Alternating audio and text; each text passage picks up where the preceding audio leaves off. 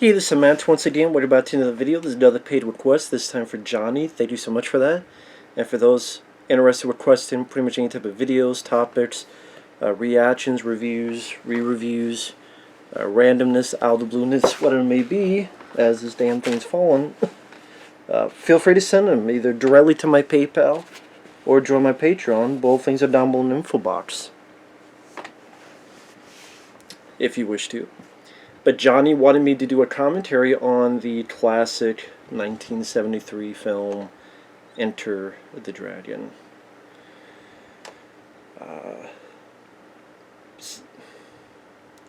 Came out August of 1973 in the United States, and let's get into it. Pause at the beginning. 3, 2, 1, pressing play. Now, the version I'm seeing, it has the Criterion Collection logo in front. So, for those who don't have it, not yet. And then, Warner Bros. Logo is now up. The old-fashioned one, too. Kind of a cool Warner Communications company, as it was called. And now, boom, the movie starts. Now, Enter the Dragon, what can be said about this film? A film that influenced a tremendous amount of stuff as we get here to Bruce Lee versus Sammo Hung. Sammo, he would go on to have an illustrious career himself. He was in the same school Jackie Chan was.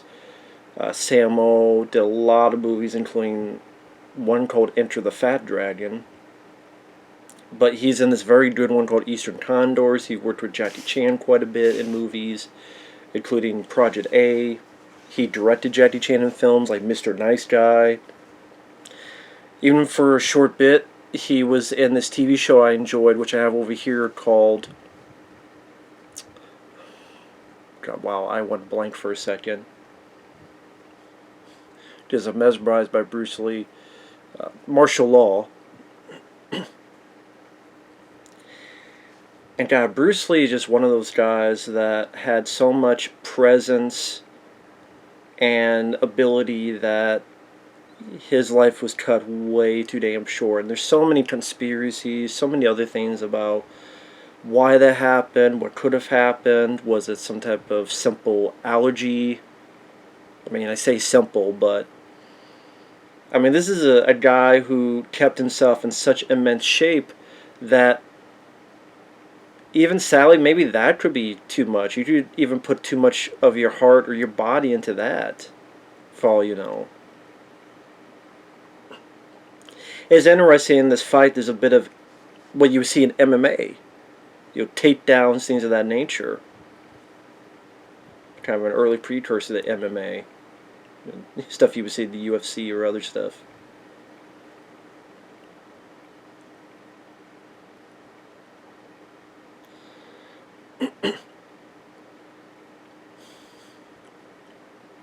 Now, to get through the other stuff, we have Robert Clouse as the director. Now, to be honest, Robert Clouse never really came to the success of this film, because after this you would have films like Black Belt Jones with the co-stars Jim Kelly, Golden Needles, which Jim Kelly had a small part in, but that had Joe Don Baker and Burgess Meredith. You had The Pack, which was a killer dog movie about these abandoned dogs left on this island, and it starts killing the people on the island. That also had Joe Don Baker in it. Game of Death finished that up, since Bruce Lee sadly died and only a little bit was shot. The Big Brawl, also known as Battle Creek Brawl, with Jackie Chan. Deadly Eyes, that's the killer rat movie where they use like dogs for the killer rats. Gymkata, Sean O'Brien 1 and 2. Again, none of them were up to the standard of Enter the Dragon. So then it brings the question, what was really the reason Enter the Dragon was a hit? Was it because of Robert Clouse? Or was it because of people like Bruce Lee?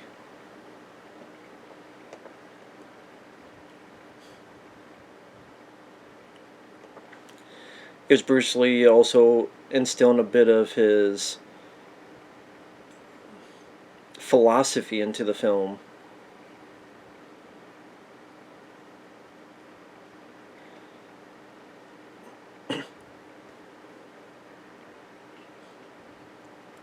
And I thought Bruce Lee had a good handle on the English language.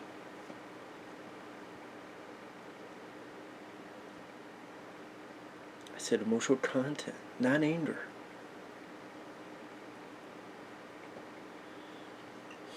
I forget the name of this guy who's the student here. Yeah, not anger, emotion. And all what Bruce wanted to do was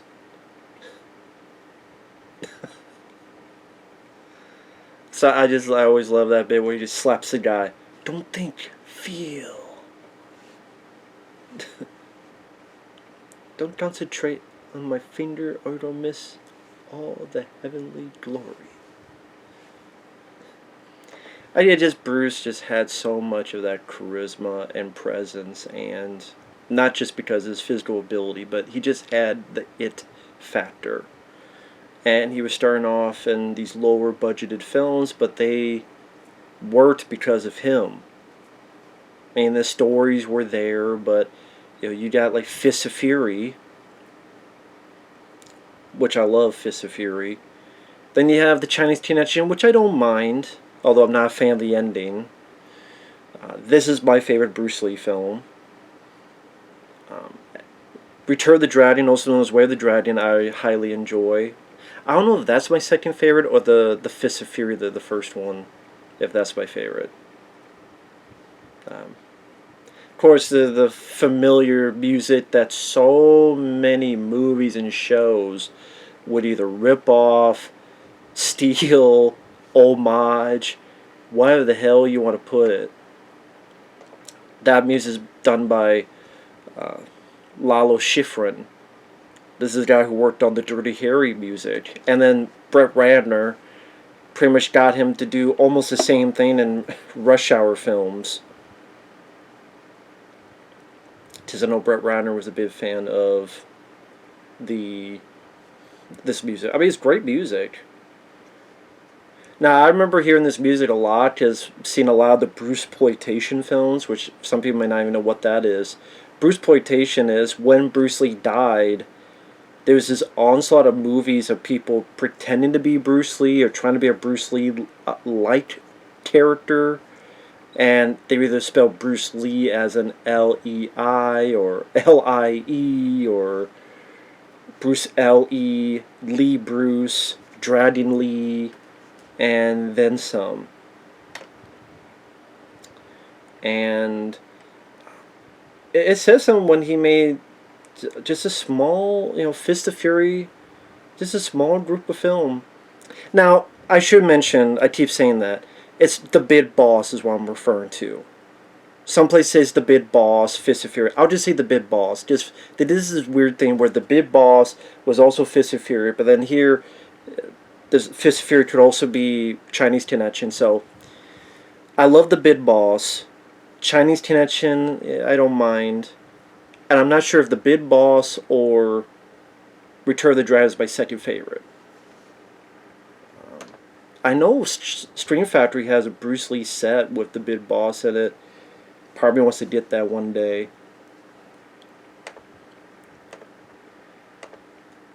So, I mean, do I really need to explain the plot of Enter the Dragon? For fuck's sake. Now, the guy getting hit by the boars, that is Bob Wall. And sadly, a lot of people in this have passed away. Robert Wall passed away earlier this year, January of 2022. And he studied, I think, under Chuck Norris, among others. And he was in The Way of the Dragon, Game of Death. I think he had bit roles in Firewalker and Hero and the Terror. He worked with Gene LaBelle. I remember reading something about Bob Wall where there's a time when Steven Seagal was talking a lot of trash, saying, "Oh, Bruce Lee and Chuck Norris and they're nobodies, and there's these articles in Black Belt magazine where Steven Seagal said, "I'll fight anybody, and I doubt anybody could defeat me." So then Bob Wall got a lot of people like Bill Wallace and Howard Jackson and Richard Norton and Gene LaBelle for a little bit, Benny the Jet for a little bit, saying, "Okay, try this on for size. Come on, motherfucker." And some of them, they felt a bit weird doing it because, oh, what's the big deal? Whatever. Seagal talks a lot. And, one of them said, well, Seagal never accepted the challenge, so figures that's who he is.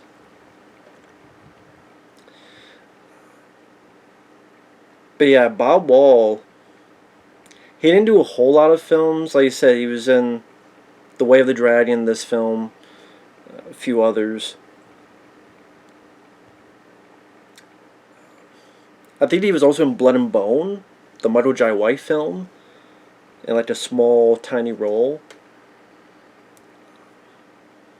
And I know there's like rumors that him and Bruce Lee hated each other, but Bob Wall said, no, we did like each other.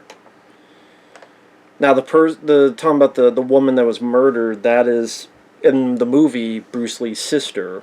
So it gives him a bit of a personal gain in this whole situation. And we'll see her get killed in a flashback. But that lady's Angela Mao. And I know she was in this film called Stoner with George Lazenby, the guy who played James Bond one time in On Her Majesty's Secret Service. And she did a few other films. She actually worked with Carter Wan a lot. And people are like, who's that? Carter Wan is the guy who played Thunder in Big Trouble in Little China. And I think they were together in this film called Hapkido. And they were in another film called When Taekwondo Strikes. And this is when Carter Wan tried to be a star, and he never really got to be that big star. But I was talking about the Bruceploitation films, I guess I should mention, and excuse me if I have a snack, and come on, it's Bruce Lee, gotta have a snack and a drink. But it's embarrassing, but I'll be honest, I did not know this was the real Bruce Lee when I was a kid. What I mean by that is, I had heard of Bruce Lee when I was a kid. I mean, yeah, Bruce Lee. Classic. But I'd never seen his films. They didn't have his films around where I lived. I lived on a farm in the middle of nowhere in Iowa, where the only place to get a movie is either at a gas station / grocery store, or go like 30, 40 miles to a town and there'd be some movies to rent. Or maybe buy on VHS. So for the longest time, I had a VHS tape. It was called Bruce Lee, the Superhero. And it was Bruce Lee with L-E. And in a weird way, that is the Bruce Lee film I saw the most. I've seen that film more times than Enter the Dragon. And this is a flashback with Angela Mao as, well, not yet, but... So Bruce Lee the Superhero is the one I saw a lot, and that's what I did not know he was an imitator, because I never would have thought of that idea that, I mean, think of is there another actor, another martial artist, another performer? I mean, I guess Elvis and such in live shows, but I mean, like, movie-wise, is there anyone else that there was a whole genre of people pretending to be him? And here's Angela Mao in this flashback where she's doomed because of Bob Wall, which will lead to the fight to death with Bob Wall and Angela Mao. So yeah, Bruce Lee the Superhero I saw multiple times on VHS. And so many of these Bruceploitation films has music from this movie. Like Bruce Lee the Superhero, like every fight, and as a kid, I enjoyed because it's just this guy kicking everybody's ass. Even the opening credits, literally, it's like 5 minutes of just this Bruce guy kicking everybody's ass. Granted, it's a bit spoiler to spoils the rest of the movie, but it's that down, down, down, down. I'm like, I like this music and these martial arts, but as a kid, I would grow up more with Jean-Claude Van Damme, That was the bit martial artist I grew up with. Bit of early Steven Seagal, bit of Jeff Speakman, bit of Dolph Lundgren. It wasn't until I got into the DVD era where I found out about Bruce Lee and, okay, no, this is the real Bruce Lee. And then I think I saw Enter the Dragon first. This is my favorite because it looks the most properly made because it had the budget Warner Bros. Behind it. Like even this scene here with her going through all these different, it's, the shots are well handled, wide enough to get a lay of the land. Competent under Robert Clouse's direction. And Angela Mao was able to handle herself with the martial arts. Nowadays it'd be because they're too misogynistic, too sexist, because she loses. I'm like, well, that's part of the story. Like, that's the story. But I've seen a lot more other of those Bruceploitation films, and in fact, I didn't think about it, but I have a book called Re-Enter the Dragon, which I haven't read yet, but it's about Bruceploitation films. The idea is called Re-Enter the Dragon, where this guy just reviews a bunch of Bruceploitation movies, because there were hundreds of them. Now, as this is going on, to name a few that I enjoy, one I enjoy is Enter the Game of Death. I'm trying to remember if I have the DVD of that. Yes, I do. If I don't, with the squeaking chair, if this doesn't fall, please don't fall on me. Thank you. Hopefully that doesn't fall.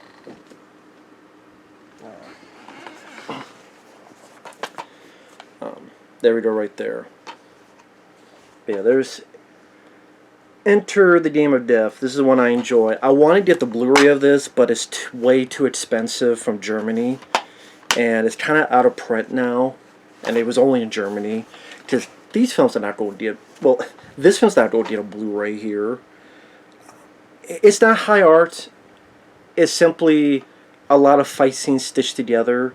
But this guy, of all the Bruce Lee clones, this guy is really trying gung-ho to do that. So I see the effort. And while, no, he's nowhere near the real Bruce Lee, but I like this more than the actual Game of Death film. I do. Because it's him going off the pagoda and going against all these different bad guys, including this snake guy that literally bites the head off a snake with a cutaway. And like spitting blood at his face, and this is one guy that he fights nunchucks with. There's all these candles around, so as they're swinging the nunchucks, the candles keep going out. It might even get tedious for people because, like, man, there's a lot of fighting in this. Like, wrap it up. But I love this film, Enter the Game of Death, for that basic, fun, martial arts fix, so to speak. So Enter the Game of Death is my favorite Bruceploitation film. But there's other good ones. There's Game of Death 2. Game of Death 2 I actually think is better than the first one. After the initial 15 minutes where, they do like a fake Bruce Lee. I mean, like, they put Bruce Lee's footage in there, and then he dies, and then this other guy who's like the character's brother.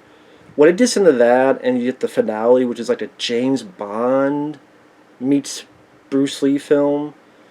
The finale of Game of Death 2 is fantastic. Highly recommended for the lot of good action scenes, fight scenes in there. I also like Soul Brothers of Kung Fu. Well, depending on which version, there's two versions with two different endings.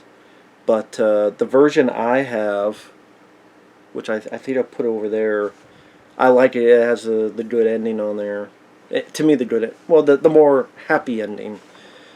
I do like Soul Brothers of Kung Fu. I wish some of these films would get a Blu-ray release, but they won't, because these films are looked at very, very poorly in the hemisphere because they're basting on the name of this icon that passed away way too soon. But I mean, those films, like I say, Enter the Dame of Death 2, Soul Brothers of Kung Fu. There's also, what, the Dragon Lives, or The Dragon Lives Again? That's one where this Bruce Lee clone, this he dies, but he's in the underworld, and he's fighting Dracula and the man with no name, the Clint Eastwood character from that Fistful of Dollars, and he teams up with Popeye. And it's called The Dragon Lives or The Dragon Lives Again. And then there's the Clones of Bruce Lee, which the title tells you what it is. So those are some of the ones that are pretty entertaining. More entertaining than Game of Death. And Game of Death I hate. To me, that's more offensive, where they show Bruce Lee's actual funeral, and that was to me more offensive than these other films. I'll watch this 10 times over the actual Game of Death.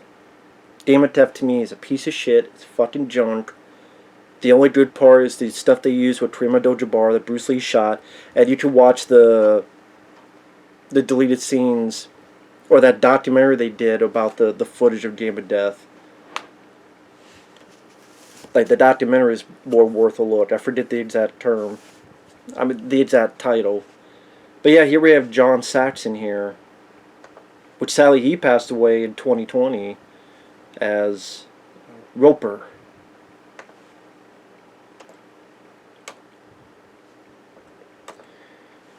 Which is very reminiscent of what you would see with Johnny Cage in Mortal Kombat.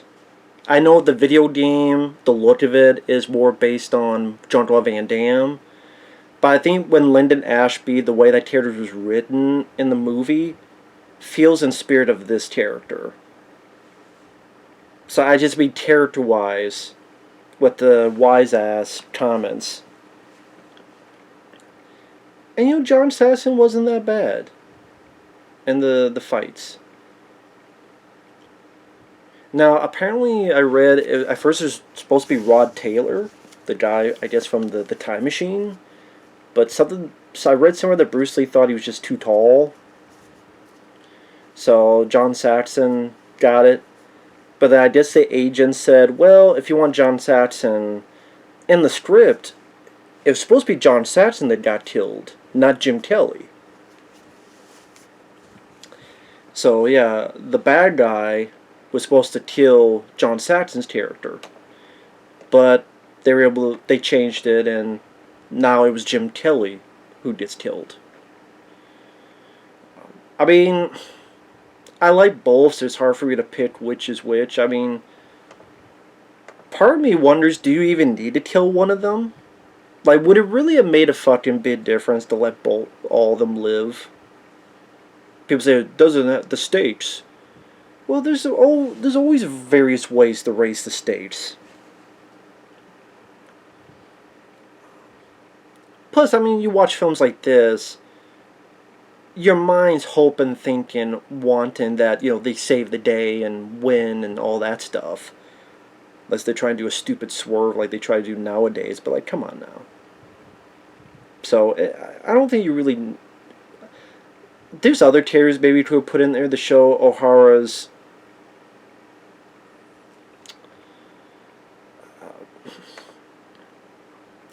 his toughness. Not O'Hara. Sorry, that's Bob Wall. The show Hans. That's what I meant to say, not O'Hara. O'Hara is Bob Wall. But I meant Han. Like, to show Han's deadliness, I think there's other ways you could do it, but hey, what say you? Are you fine with John Saxon being one to live, or would you prefer Jim Kelly to live and John Saxon get killed off?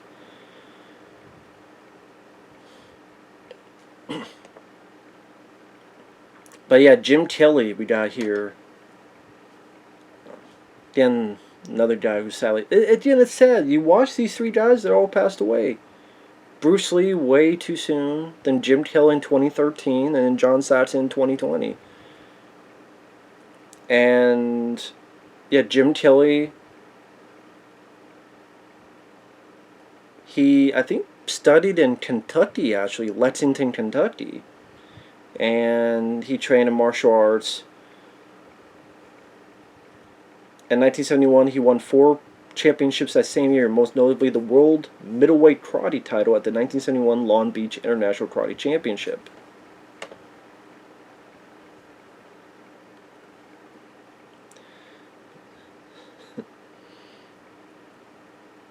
I love the way Jim Kelly does. Jim Kelly, once again, a talented martial artist, and I love the way he does a oi, oi, oi. He always does the oi anytime he fights. But yeah, the cop's giving him trouble, giving him a headache.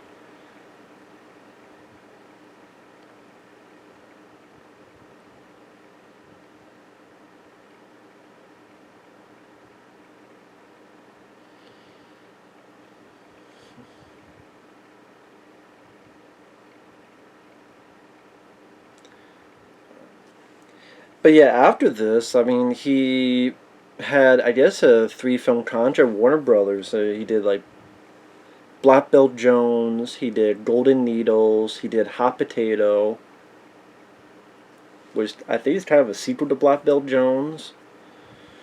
He also did films with Jim Brown and Fred Williamson, Three the Hard Way and Take a Hard Ride. I think he was also in One Down, Two to Go. He was in Black Samurai.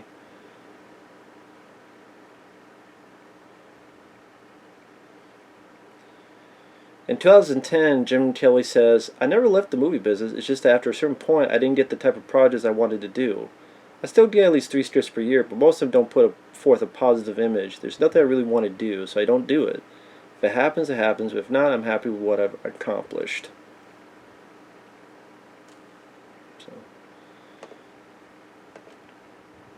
And yeah, I mean, this was a definite inspiration for Mortal Kombat, where characters coming over.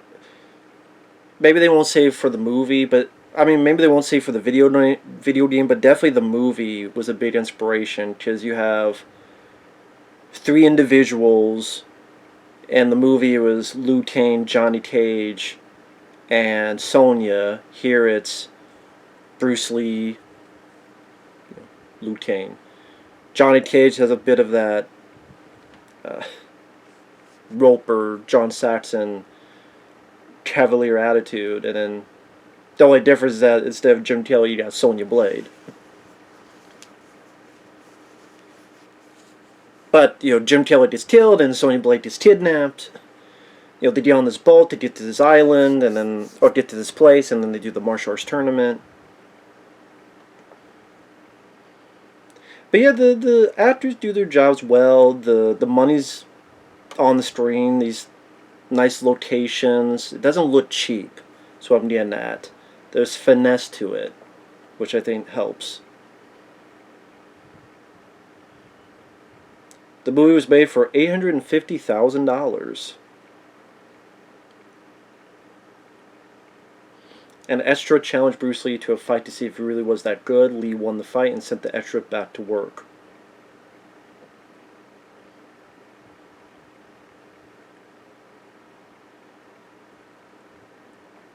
It says here the movie was filmed without sound and all the dialogue and effects were dubbed in during post-production.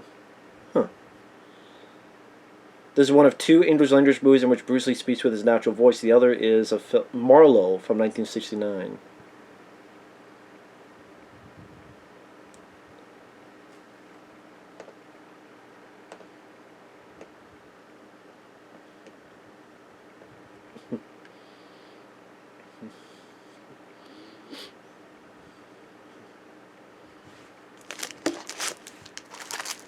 Don't count their chickens before they hatch.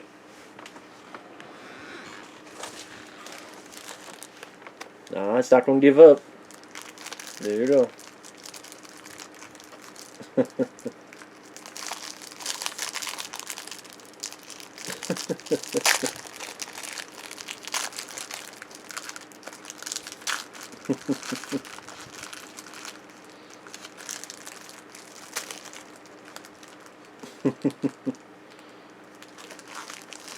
So I'm laughing because I did enjoying these actors, and they will be greatly missed.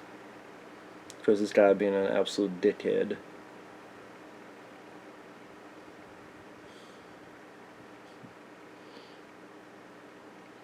You think you're tough, you try that shit with me. Push your ass right off this fucking boat, dickwad. Fuck you think you are?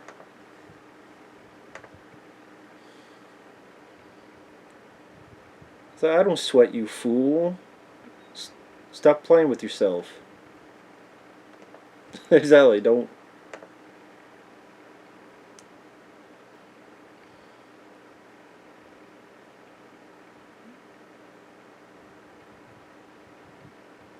What's this guy trying to sound like? Sean Connery or something?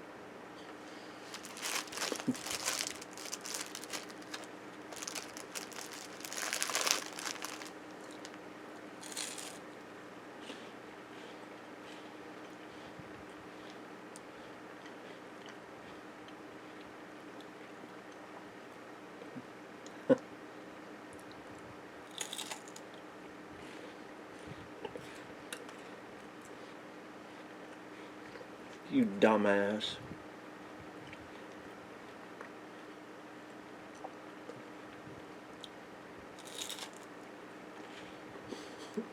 Sayonara, asshole.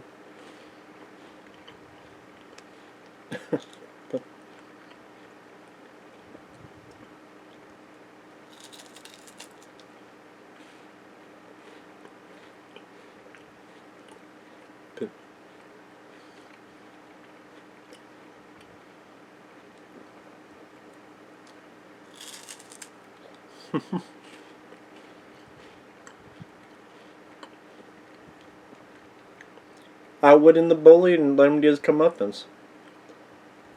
Brain before brawn.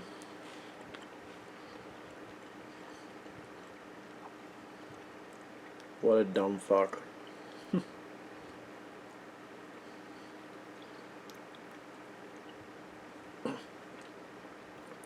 yeah, this after, I mean, when Enter the Dragon came out, there was definitely much more of an onslaught of martial arts films. I mean, they were still being successful. I mean, they were showing Big Boss and these films in the movie theaters, and people went to see them and enjoy them because action works in all languages. Maybe you don't understand someone's dialect, or you don't understand someone's language per se, or whatever the case may be, but action is the easiest thing to translate across any country. There's a punch, a kick, a gun, a knife, a sharp stick is understandable in all languages. So a lot of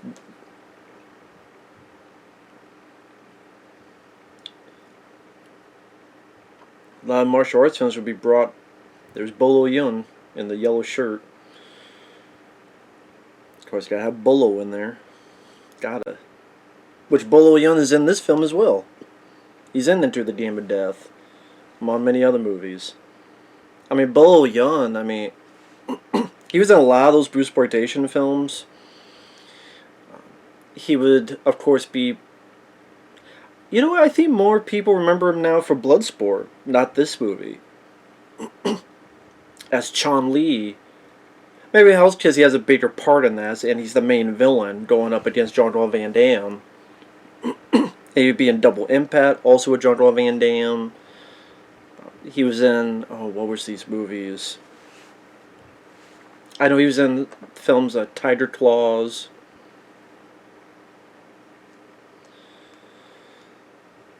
I'm trying to remember now the...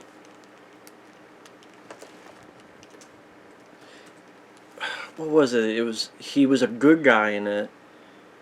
I know he did a film with Billy Blanks. TC-2000, I think, was one of them. I know he was in a film called Ironheart, which I think Robert Clouse had a hand in that as well. I think he was a bad guy again.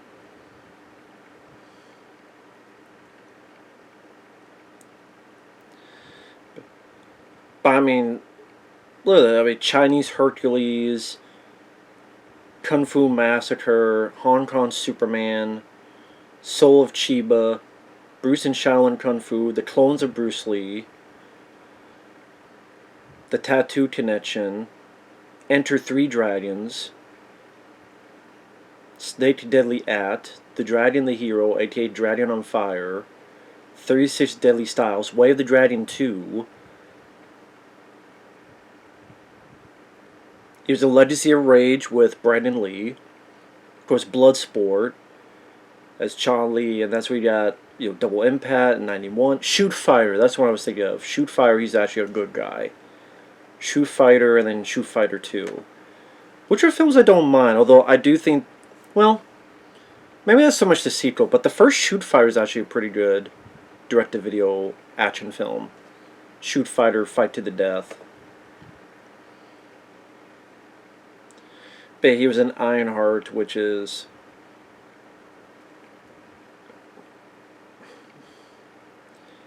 I think Bolo's once again a bad guy. I forget who the good guy in that is.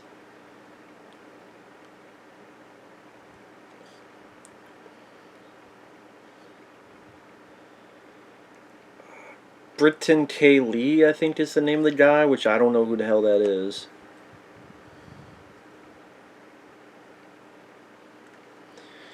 And yeah, he'd be in TC 2000. They said Tiger Claws 2.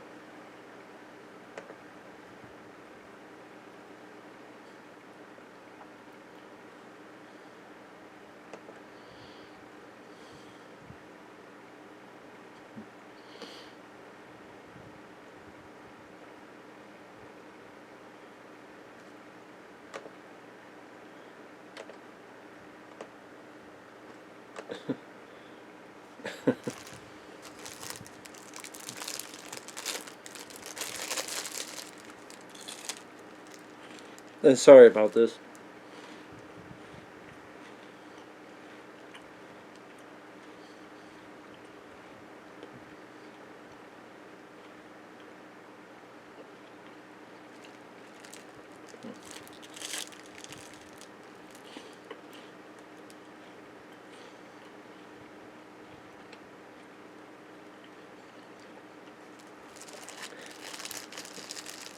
Tell you one thing, Jim Kelly has a damn good afro.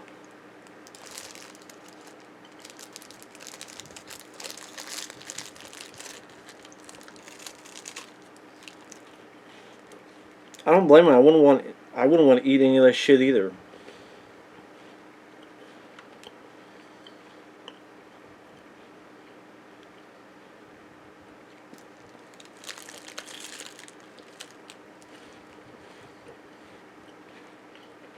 Here's Han, our major bad guy. Which, the voice of him, you may recognize as T.Y. Luke.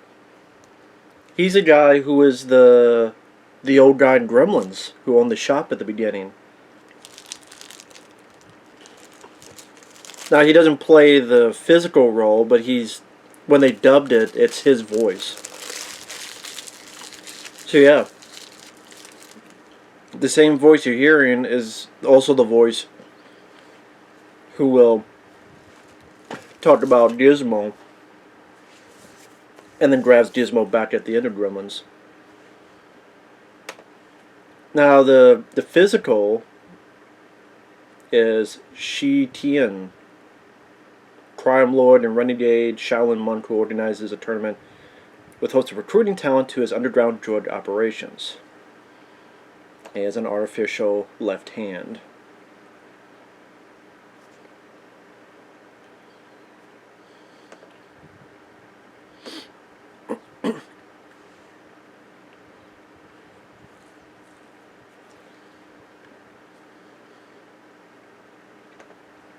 Is it the left hand or is it the right hand?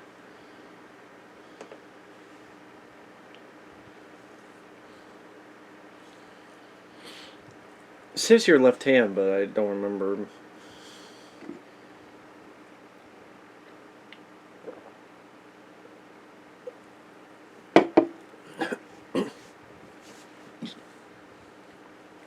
confuse me. But I mean, they definitely have the lavish sets. I mean, set, not sets. Although some of them don't get some of the sets lavish as well. But the production design, they didn't cheap out.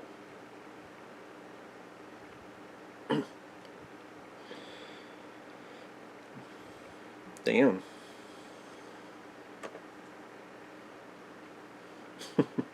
For me? I'll take all of them.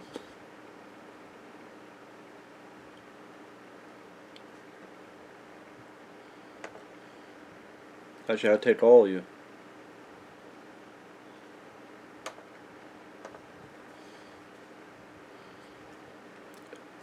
And you, and you, and you, and you.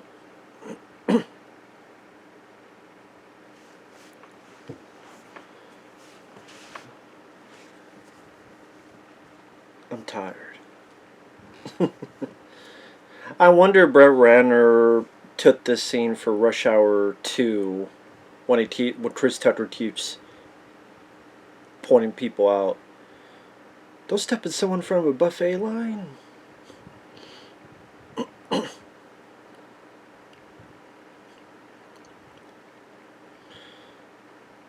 That girl is like he doesn't want to be. That girl is like turned to his side, like, try to do something, sucker.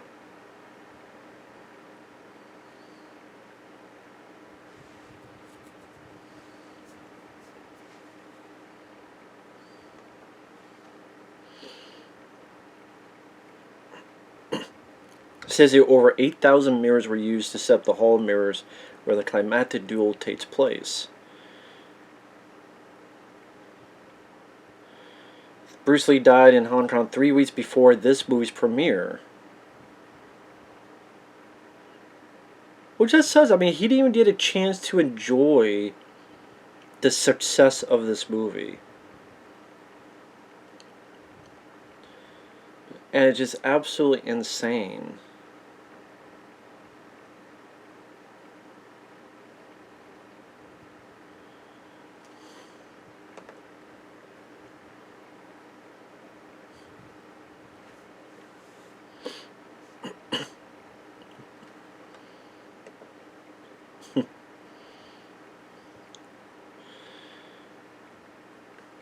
So I'm just looking at the trivia. Production was halted briefly when a young woman's body was found near the set. Jesus. The original title was Blood and Steel. But Enter the Dragon I thought was the right choice. And a ton of movies ripped that title off after that.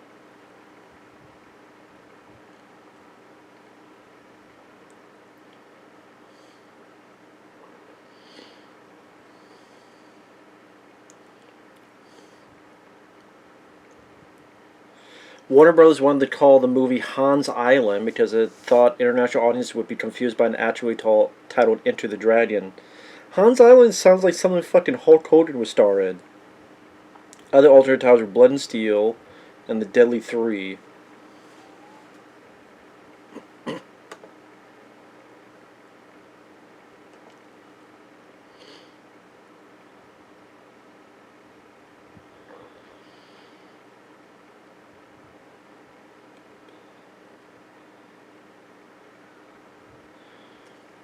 I think for a while, like Bruce Lee, he was a bit scared in doing this film, and the fact of by this point he was already kind of fucked over by people in America because there was a point where he was going to be he was in the Green Hornet as a sidekick Kato, but there's a point that he was thinking of the show that would later be Kung Fu, but there was hoping that he would star in it himself.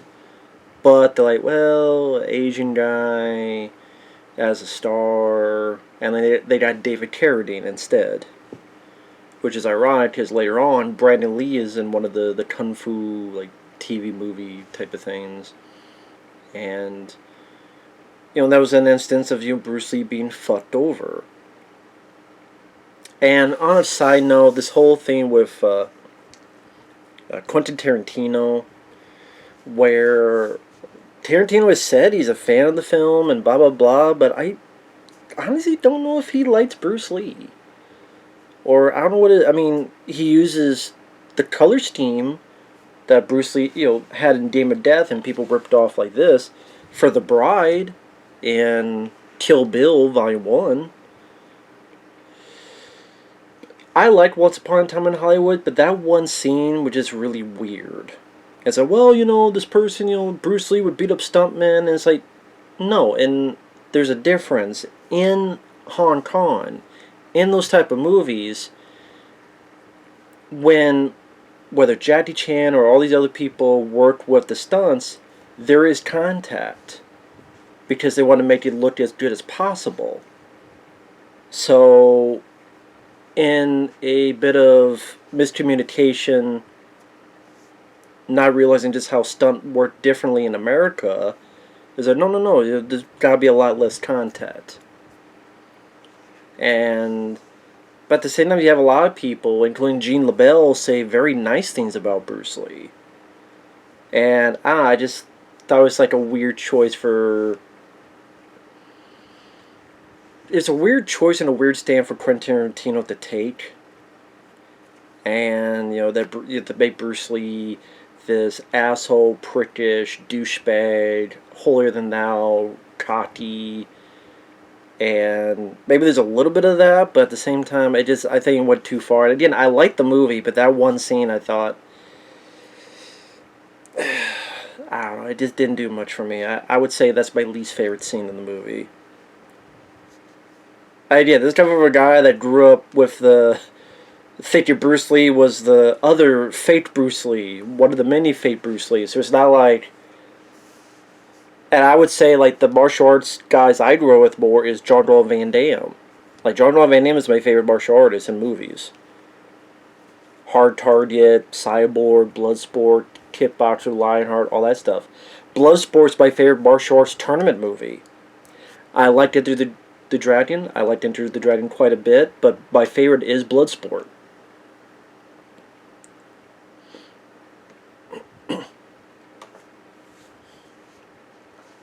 Again, Bloodsport is my favorite martial arts tournament movie. I love and this is really good as well, but just Bloodsport, again, growing up, you could say it's nostalgia, but I love the way Van Damme fights for the screen, which, yes, is different from real life, but again, it's a movie. You make things a little bit extravagant for a movie, for the big screen. I love the music, I love the soundtrack, I love all sorts of stuff about it. I do like this, where the reason John Savage is getting beat up is to up the betting, and the way Jim Kelly's like, it kind of even ignores the guy the second time. John Savage's like, what the fuck? I was like, what we got now?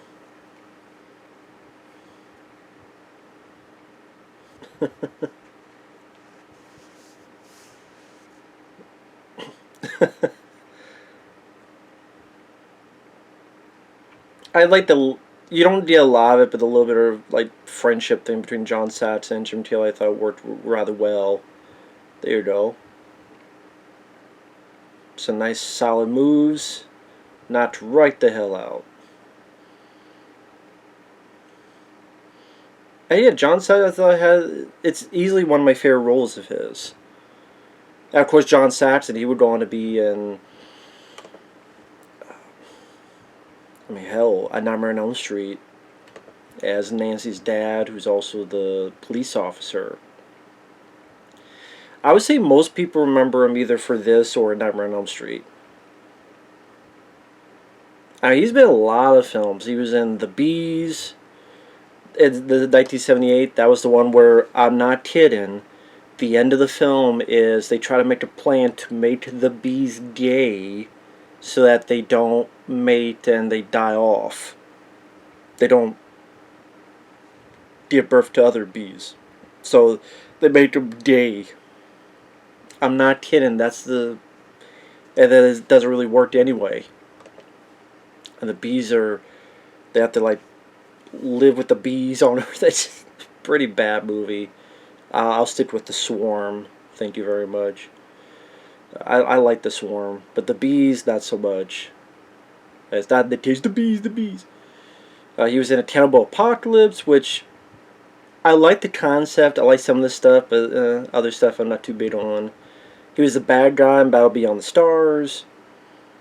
Blood Beach, which he should have been the star. If he and Burt Young were the stars of Blood Beach, I think it would have been a much better movie.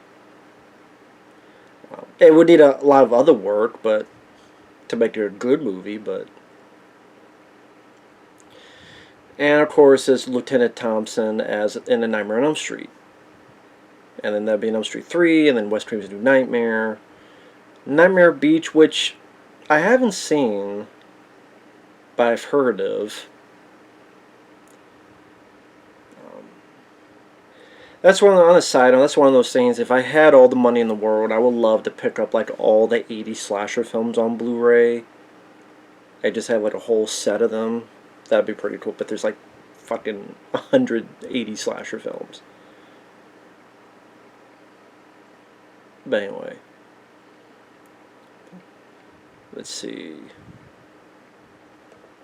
And get into the 90s. I mean, it's Beverly Hills Cop 3. Fidel Dawn had a little cameo in. He was in films, but not really a lot of stuff, and nothing that really comes to note. So, it was too bad, because he's a good actor, and it seemed like throughout the 90s and the 2000s, he wasn't really utilized much. Or he would appear, but... Okay, have you heard of any of these movies? The Killers Within, Lancelot Guardian of Time, The Party Crashers, Frame Up 2, the cover-up. Never even heard of Frame Up 1. Night Class, Out of Time, The Craving Heart, God's Ears, The Mercy Man, Roger, The Dentros. Oh, those are short films. So, I mean, never even heard of any of this shit. What the fuck are any of this? But anyway.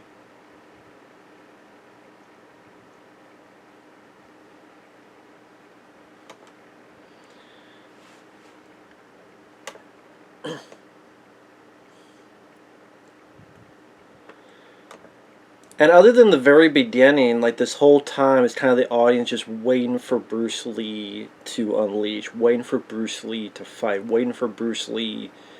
I think that's one of the things that I like Bloodsport a bit more, is you get to see Van Damme fight more opponents. You get to see him have a bit more fights. Although we're going to see Bruce Lee kick a bit of ass here, and then even more so. But I mean, like tournament-wise, you only see him. You don't see him fight too many people in the tournament. Because it's more about him on this other mission.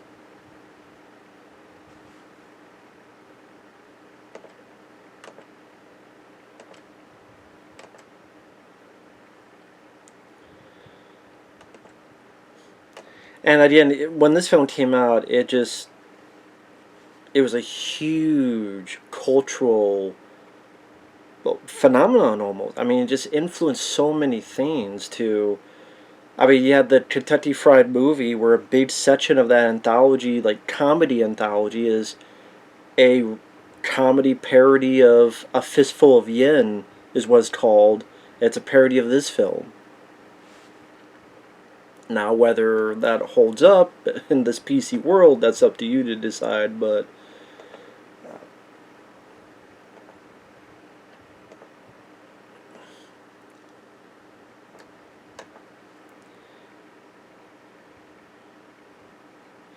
Just look at a bit up here. Bruce Lee played his first leading role in The Big Boss, which proved to be an enormous box office success across Asia and catapulted him to stardom. He soon followed it up with Fists of Fury, also known as The Chinese Connection, which broke the box office record set previously by The Big Boss. Having finished his initial 2-year contract, he negotiated a new deal with Golden Harvest. He later formed his own company for the third film, Return of the Dragon, also known as Way of the Dragon. He was given complete control of the film's production as the writer, director, star, and choreographer. He met karate champion Chuck Norris, Chuck Norris was a pretty much that film introduced the world to Chuck Norris as a showdown at the Coliseum. Many people say is one of the best fight scenes in martial arts history. I guess the role had originally been offered to Joe Louis. Well, I think Chuck Norris was the better fit.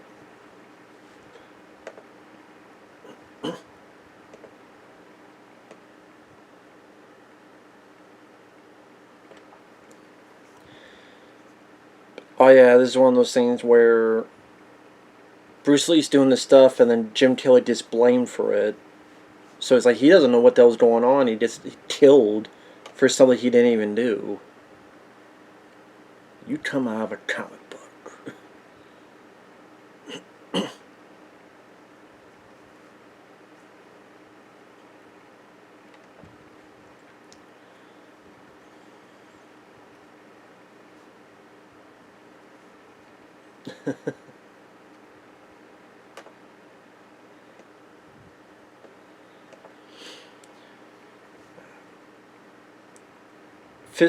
Chinese Tianqian Way of the Dragon went on to gross an estimate a shitload of money.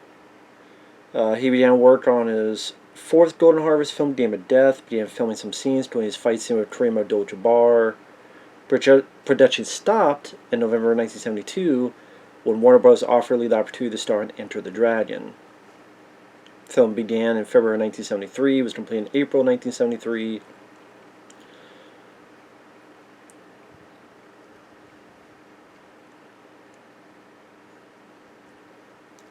Only a few months after completion Enter the Dragon and 6 days before its July 26, 1973 release. I thought I said another date earlier.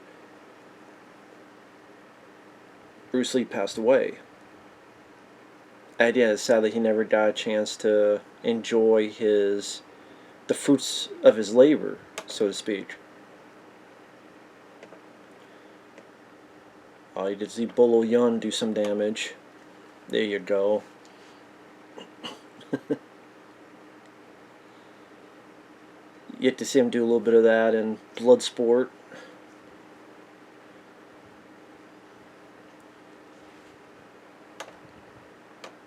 I will say that was kind of the thing, is that it's sad you didn't get to see Bruce Lee versus Bolo Yun.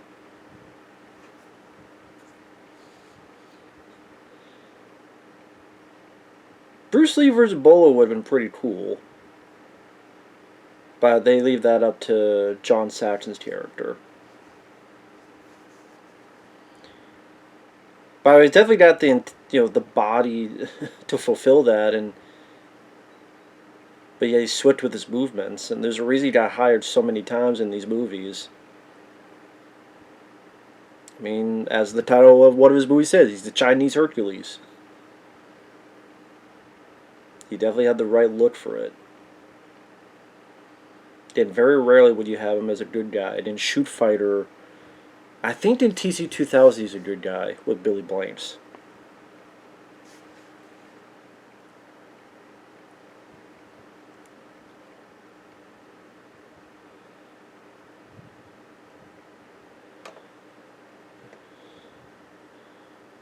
Well, even Jim Kelly versus Bolo would have been pretty cool. But now we get to see Bruce Lee fight for a bit. Of course, Bob Wall. Two birds with one stone. Get his revenge for his sister, and as well as continue the damn tournament. I know there's also talks of Bruce Lee maybe doing a movie with George Lazenby. That's why George Lazenby, he was in Hong Kong, like he was overseas because of that. And sadly they never came about, and that's kind of what led him doing that film Stoner. I was like, okay, I guess I'll do this one. Boards don't hit back. Exactly. You motherfucker.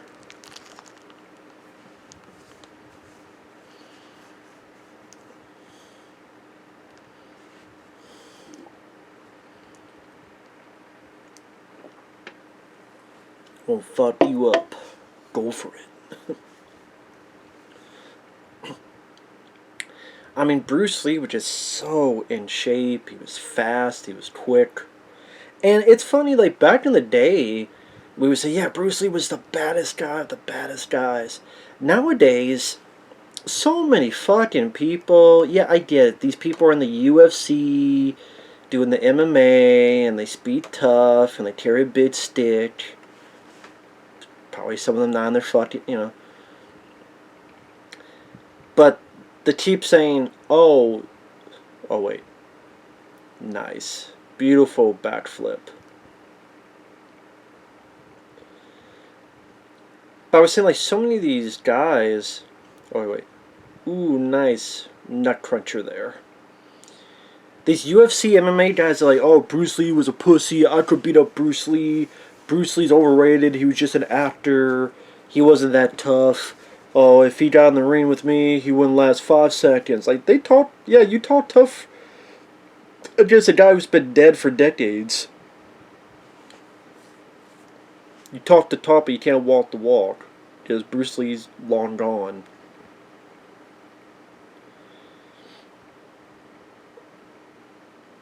Oh, this is a beautiful kick. Ooh.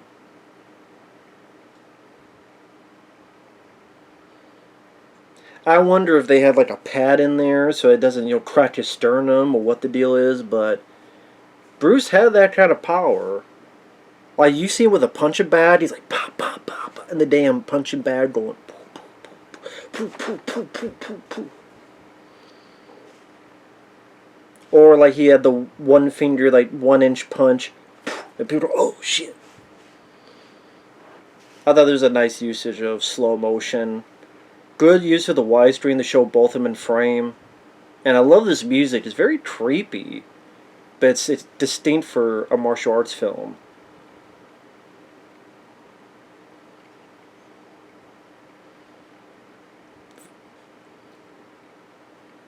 I don't know what musical instrument that is, but it just creates a almost like creepy factor to it. But you get the emotion in his face because this is the guy that killed his sister, and shows that could be a deadly motherfucker.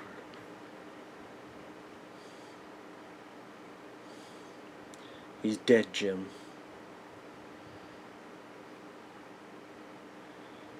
He won't be Enter the Dragon 2 Electric Boogaloo.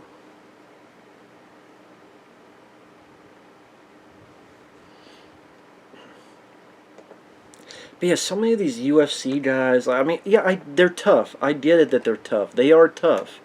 They would beat me up in 5 seconds. And that's because 4 seconds I'd be like, hey, let's talk this out. But there's a lot of tough talk about, I could beat Bruce Lee. Even Michael Jai White. I like Michael Jai White, but Michael Jai White talked big for... How many actual fights has Michael Jai White been in? Again, like, how many fights has Michael Jai White been in? And I like Michael Jai White. Love the film Blood and Bone. But, man, just... Man, a lot of, talking tough about shit.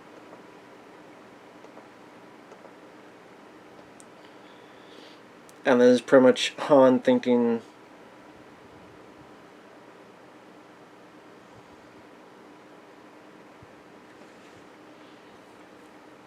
And that's kind of the sad thing is you don't get to see Jim Kelly fight a lot. You get to see him fight a little bit against the cops, a little bit fighting some guy, in the tournament, a little bit, and then the one full fight he gets, he loses and gets killed.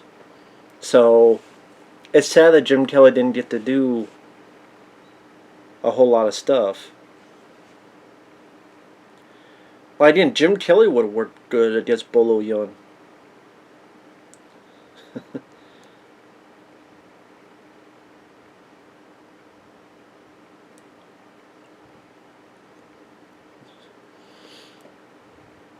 Just blamed for something he didn't do. But yeah, like I was saying before, originally it was supposed to be John Saxon, but Saxon's agent said, nope, can't be that way, so they changed it to Jim Kelly.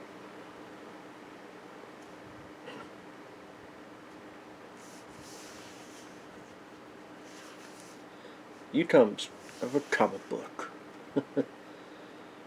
Oh, you did see a bit of Jim Kelly here. There you go.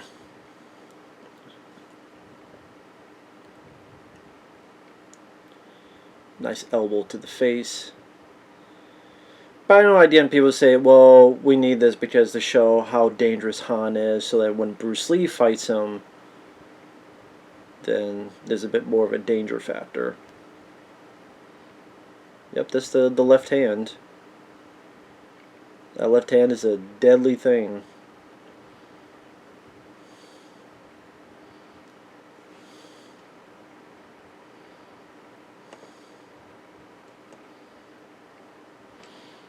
I just think of like the ending. Like it would have been so cool to have all three of them fight all these bad guys. You know, you have Bruce and you have Bruce and you have John Saxon. But it would have been great to see Jim Kelly as part of that. And it's the fact that he's blamed for something he didn't do. He's getting beaten up here while these girls are laughing, and then gets killed.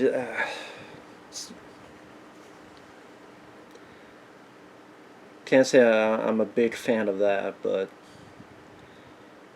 I don't know what say you guys out there who do eventually watch this. What are your thoughts on that? Do you think it should have been John Saxon instead? Do you think he had to die because of the show Han's deadly stature? Is there other ways that could have been done? Either other ways, other fighters, other things.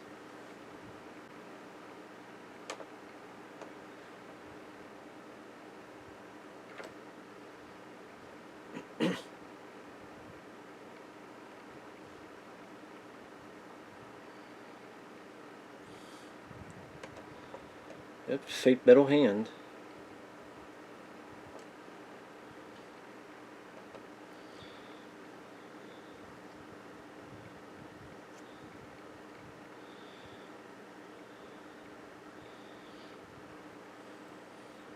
Let's see. Sorry, looking through some of the trivia. The crew filmed fight scenes for 8 days in a row. John Saxon recalled, I gotta tell you, after those 8 days, I had enough of doing a karate movie. Which, yeah, John Saxon never really did a film like that again.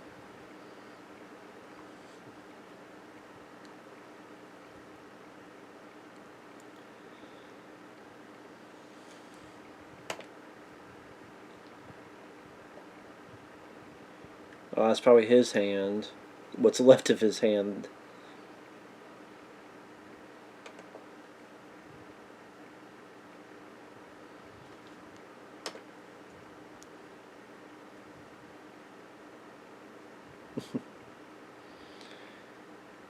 Now the trivia says this scene here with this guillotine lift,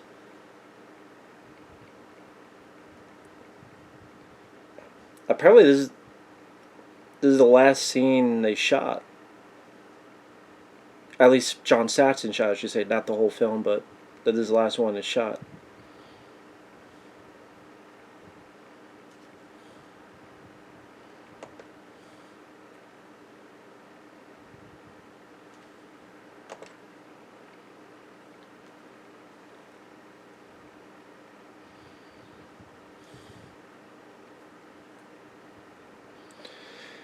I'm a bit leery of the cat because,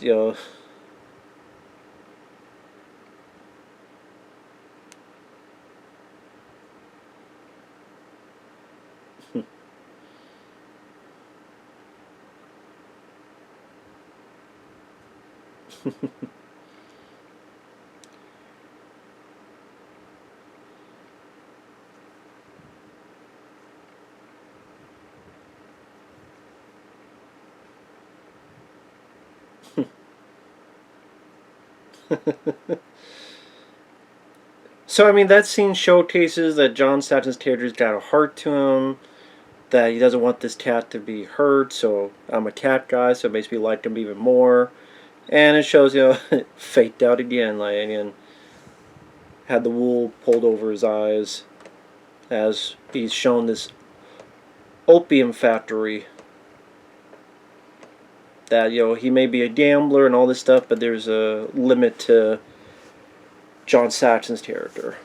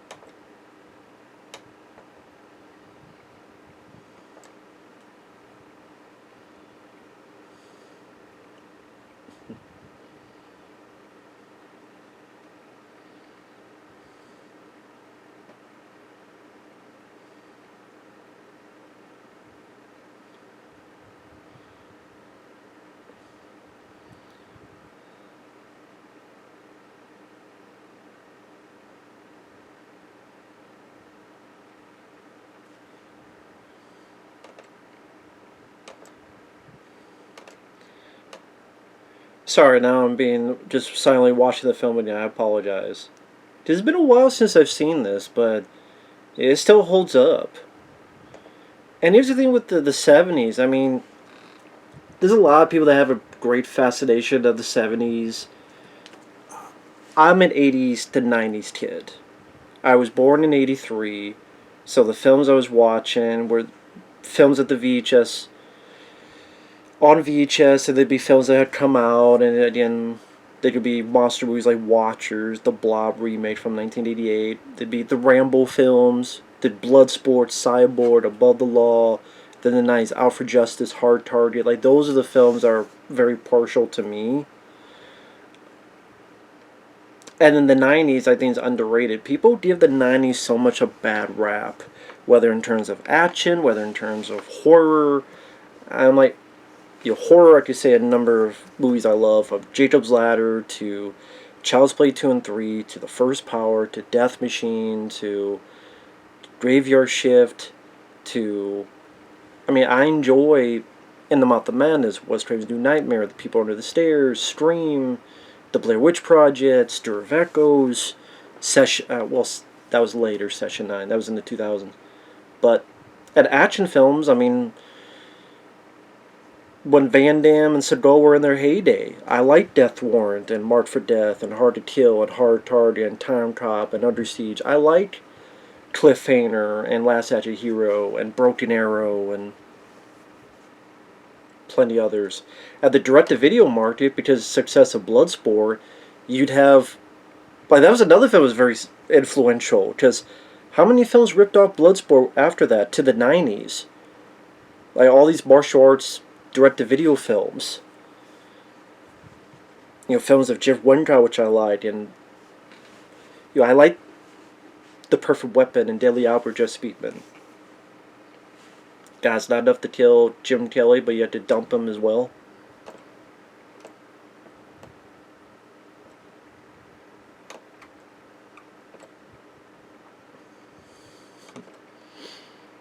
But yeah, I still like some stuff in the 70s. I don't like everything in the 70s like some people do, but I like Close Encounters of the Third Kind. I like Willy Wonka and the Chocolate Factory. I liked this film. I like Westworld and Superman and Legend of Hell House and Duel and other stuff.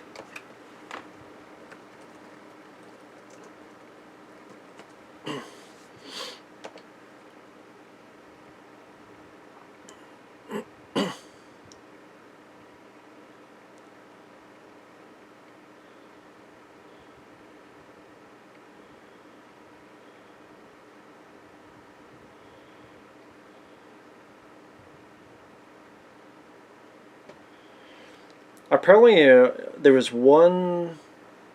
Bruce Lee was working on several scripts before his death. A tape containing a recorded Bruce Lee's narrating the basic storyline to a film shows similarities to the canned strip The Silent Flute, aka Circle of Iron.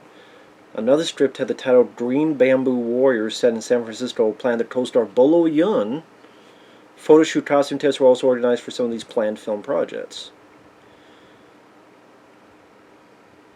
And of course, Bruce Lee with the style of Jeet Kune Do, which is kind of like adaptation.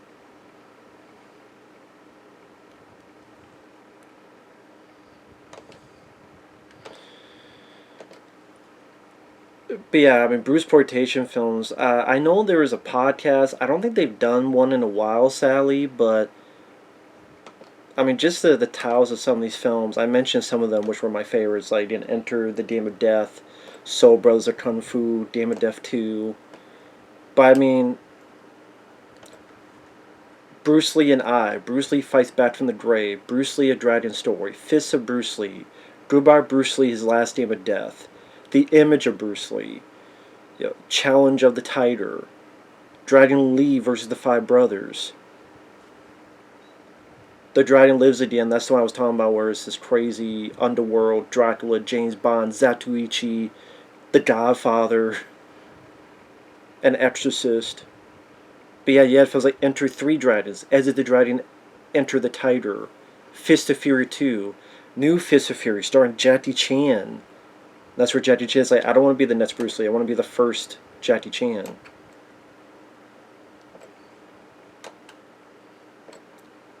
Damn, that girl's brain dead. She must have talked to Amber Heard.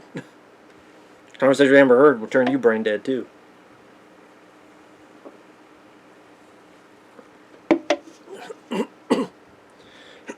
But coming up, you don't get that massive Bruce Lee. Like, you've had little touches of Bruce Lee. You've had the beginning with Sammo Hung, a little bit being up here, the fight with Bob Wall. But this cave scene is fantastic. That and the scene with the mirrors. That was another thing that got influenced. I mean, John Wick Chapter 2. And I guarantee you, all those mirrors in John Wick Chapter 2 was influenced by this film, Enter the Dragon.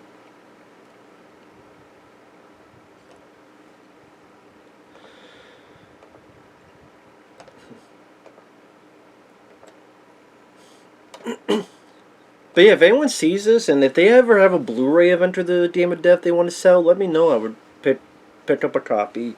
Same with if they ever do one for, like, I don't know, Soul Brothers of Kung Fu or Dame of Death 2.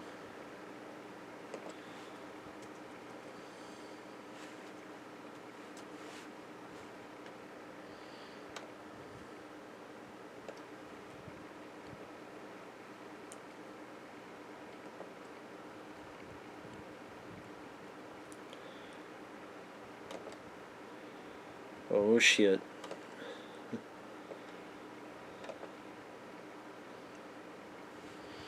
I don't know about you, I wouldn't step on a snake no matter what.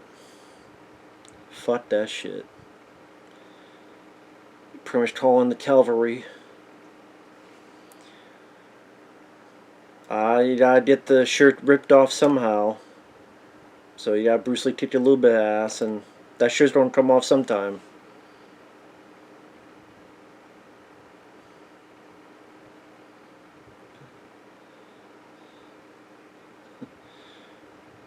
Which is that would happen a lot in these movies, is that there's always going to be a time where that shirt comes off and it gets ripped off or something to show the physique and body. And these were our comic book films growing up. I mean, now you got Marvel, DC, but these, whether it be the Van Damme, Seagal stuff, but here, what people can do on their own with training, study these arts.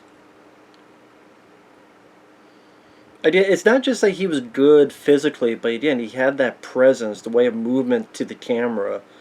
And I think Van Damme knows how to do that very well. I know people mock him, but Van Damme, the reason he was so successful is, like Bruce Lee, he knew how to play to the camera with certain movements, sound effects, poses to make the scene work for a film. There's Jackie Chan. And there's Jackie Chan right there that Bruce Lee has a hold on. And crack. Which I know in one of the previous films, Jackie Chan did this stunt where the guy gets kicked and Jackie Chan's thrown so far, and I guess he got hurt a bit, and Bruce Lee apologized. And from then on, it seemed like they got along fairly well, and Jackie Chan got brought back to here.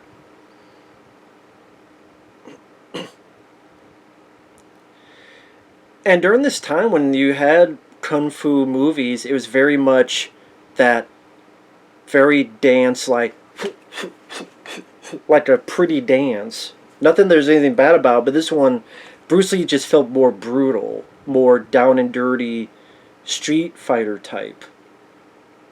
Like back to basics, but with a new coat of paint. Again, showcases in the widescreen is definitely efficient. No fast cuts, no edits, no shaking the camera. There you go. First had a bow, now he's got two sticks. Again, you've been waiting for Bruce Lee to unleash, and this does it. Sort of this crescendo built in, and this explosion of martial arts. Definitely one of the better, like, just... Sometimes you just want to see your hero just kick a lot of ass. Give the people what they want. That seems like a hard lesson for Hollywood to learn nowadays. Just give people what they want. Fuck the swerves. I don't want to swerve you. Yeah, I did it. You're so clever. I went to McDonald's for a burger. I want the burger. Not a fucking taco or steak. Ah, the nunchucks. A weapon not used nearly enough.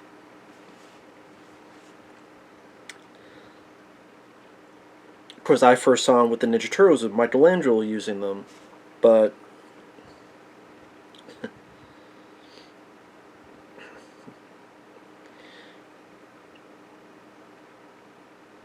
I guess with nunchucks, it says they don't get used as much because they're very dangerous to use. Because this is like a chain weapon where if you hit wrong and it hits you, man, it's gonna knock you out. Concussion, all that stuff. So you have to really know what the hell you're doing with those things. Hell, you could hurt yourself, let alone that.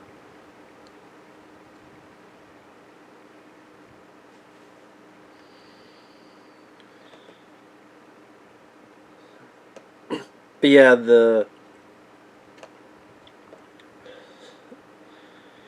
like I said, there's just not enough nunchucks in movies, man. That's what kind of the fun in seeing some of these Bruceploitation films is that, you know, like this film does, it employs the nunchucks. And to me, I can't get enough of it.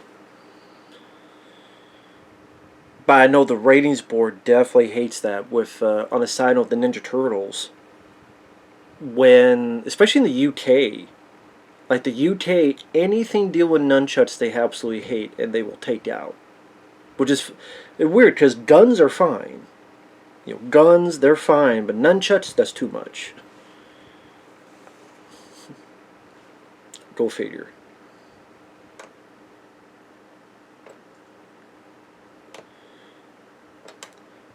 So yeah, I guess if it was for John Saxon's agent, it would be Jim Kelly versus Bolo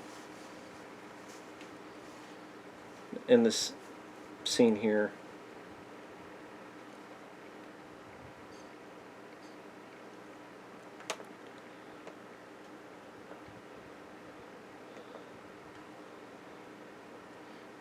Yeah, what the hell does that mean? Edification.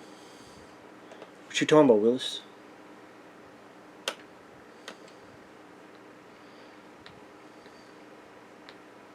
You want me to try to beat up Bruce Lee? Bull and shit. Like, really, dude? You want me to try to beat up Blues? I was surprised there was one called Bruce Lee. You want me to try to beat up Bruce Lee? Bull and shit. Yeah, you don't have to get yourself another sucker. Get yourself another sucker. You motherfucker. I ain't doing that shit. Doing your own goddamn self. Hell do I have to do it?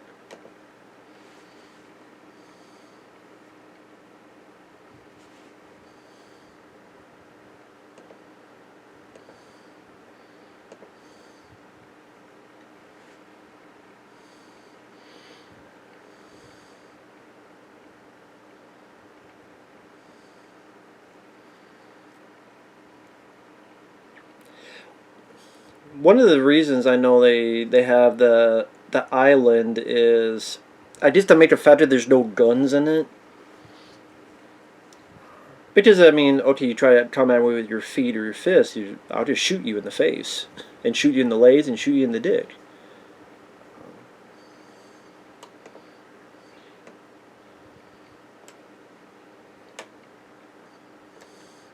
And martial arts films, I would say I think John Saxon does a good job having this fight with Bolo, though. Again, it's also he's got enough personality and charisma, and he did study a bit. It's not like he knew nothing. He did study for a bit, so it's not like he's just a newbie. I remember reading somewhere that that bite. At one point, someone like, "Okay, Bruce Lee, if I put you in this hole, what are you gonna do?" "Well, I'm gonna bite your leg." And so they put that in there to bite the leg, which is true. Why would you bite the leg? Why wouldn't you do that?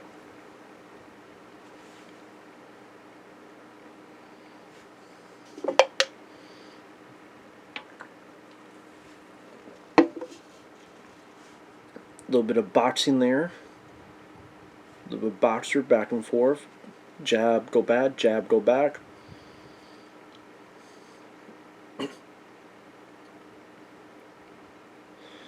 Yep, a little bit of nut cruncher there.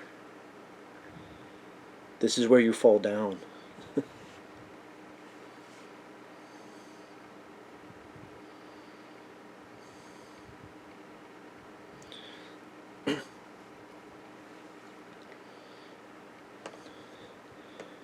It's time to kick everybody's ass.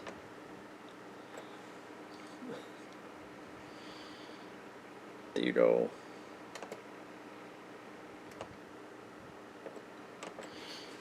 So now I'm just watching the film, just enjoying the fights, because they don't make films like this. Like martial arts, other than the bits you see in the John Wick films, and maybe nobody, but you know, someone may ask, well, why don't they do martial arts films anymore? Because, sadly, rightfully so, for the most part, they figure the modern audience, they won't see it, and they won't make enough money unless there's some type of gimmick or some type of other thing attached to it.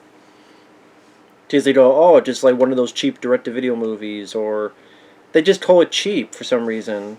Because there's not 85 CGI nuclear explosions, and it doesn't have 250 lasers shooting at each other, and Thanos and Iron Man and Spider-Man and Spandex Man and Prostate Man fighting everybody in superhero battle where city gets blown up and all that jazz.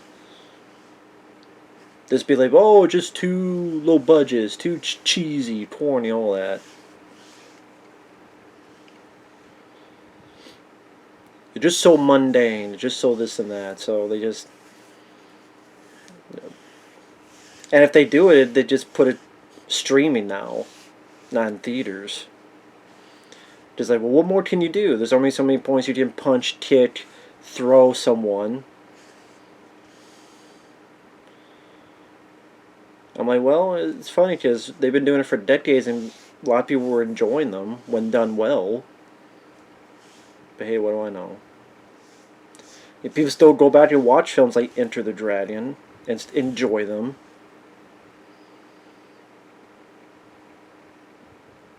Like, despite Robert Clouse, I mean, his films afterward were not like the best of films. Whether you want to say it was Bruce Lee, whatever, at least, hey, have the camera, utilize the widescreen, show what these guys can do without, like right here, you got Bruce Lee fighting like 4 or 5 people without cut, shaking the cameras. No, he did do this, he did this, he did this.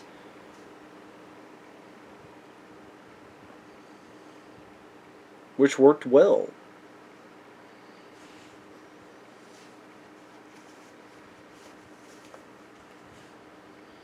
Of course, that classic scratches in the face, and there'll be the scratches on the stomach as well, which a lot of Bruceploitation films will even rip that off There'd be time where the stomach would be cut and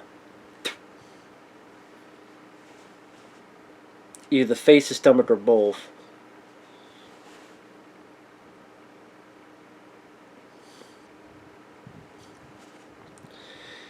And like I said, there was an onslaught of martial arts films that come out of this era because of the humongous success of Enter the Dragon showcasing that there is a market for it. And you did Chuck Norris making more films, Good Guys Wear Black, and The Octagon, and all sorts of stuff, leading to the 80s, worked with the Cannon Company. You did Joe Louis try to be an action star with The Jaguar Lives and a few of these other films. There was, I forgot what the film I just reviewed like not too long ago, and it was fun for what it was. There was Force 4, there was Force 5, there's list kept going and going. To sometimes people just want to sit back, relax, have escapism, entertainment, live vicariously through the characters. You live within the characters to see them kick ass like you want to, or you would love to. You technically you don't want to because you want to risk your life, but in a way you live through the character, the punch, the kicks. Yeah. And it's nice to see beautiful style and choreography at work. There goes the cuts on the stomach.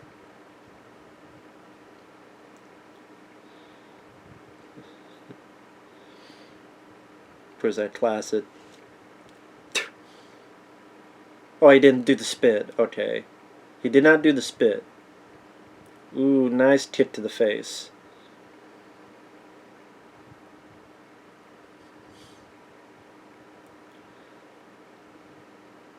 Now he does the spit.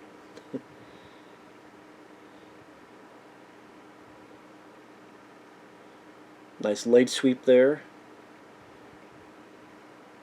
Does stuff to psych people out and go the other way.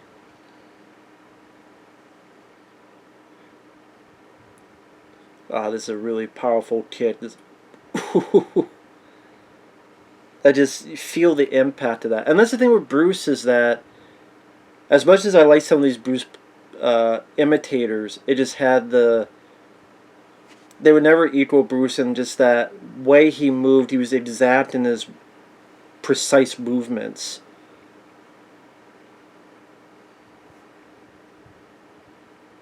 Like he knew how to play to the camera. He knew how to move the right way. He was agile. He was strong. He was quick. In a way, precise in his movements to showcase that vitality. That spear, that's going to come into play. So we set that up. I mean, we saw him throw it earlier, but the show that's sticking out like that, so that when it turns, you remember, oh yeah, okay. And this, I mean, just like I love it in John Wick Chapter 2, I love it in this. It just has to be absolutely tough to have all these mirrors and to not get the camera crew of anything accidentally shown. That's why, like, okay, wow, it's, the camera's there. It gives just a great, distinct, different look to it. Like, we see he's there, but we don't quite know still where he's at.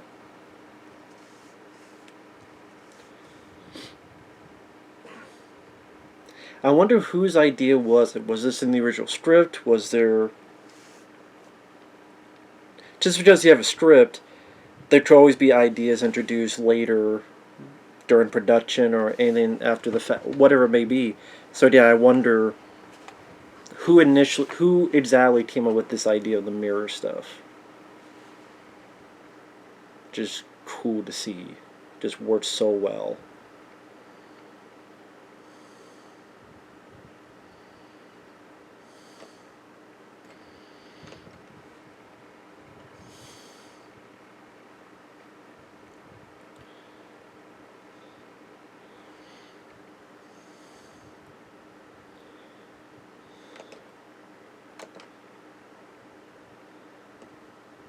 There I go, silently watching the film again. But man, they don't make a lot of films like this anymore. And hey, I liked some comic book movies. I say that I hate them. There were some I liked. There's a decent amount I liked, but they were never my bread and butter. I read some comic books when I was a kid, and I liked some of the older movies like Superman the movie and Batman from 1989. I liked some of the newer stuff, Iron Man I liked, and Doctor Strange the first one I liked. But they were never my bread and butter. This stuff was my bread and butter. And yeah, I know I didn't see this when I was a kid. I saw Bruce Lee the superhero, but this kind of stuff, the Van Dams, the early Steven Seagals, the Dolph Lundgrens, this is more my bread and butter. I know if I saw this as a kid, I would have loved it just as well as when I did eventually see it in my late teens.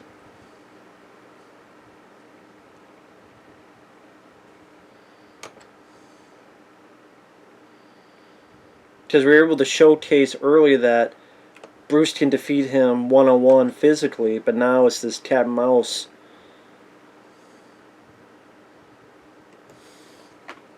Like, where the hell is he at type of thing. Gotta go find him.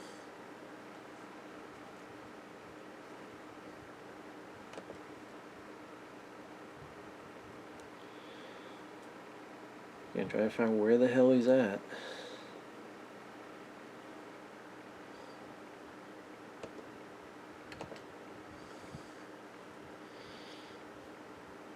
Decent makeup with the bruises as well. Even the whole thing with the knife, with the hand, it's a neat detail. I do like that. Yeah, I think that's a cool detail. There you go. Right moment to strike, and that did it. Eat that sucker. How about dim apples?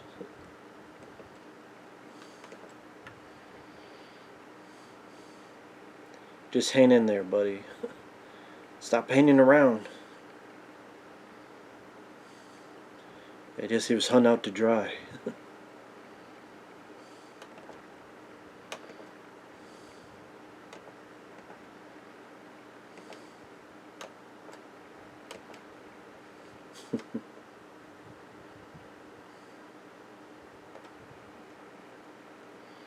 Very nice.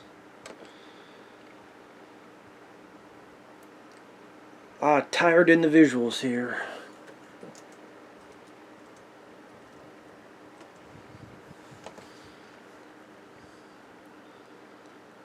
She got killed in the middle of it.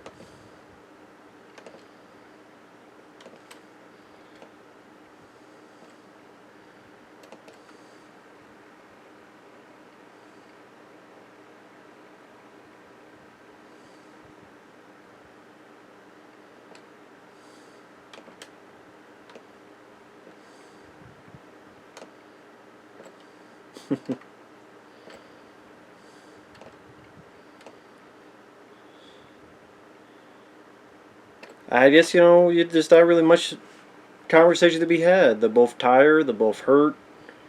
Job is done. All you need is a thumbs up. And the bad guy's defeated, the movie's over. Kind of like what Roger Corman would say, when the monster's dead, the movie's over. Here, when the villain's defeated, the movie is over. The end.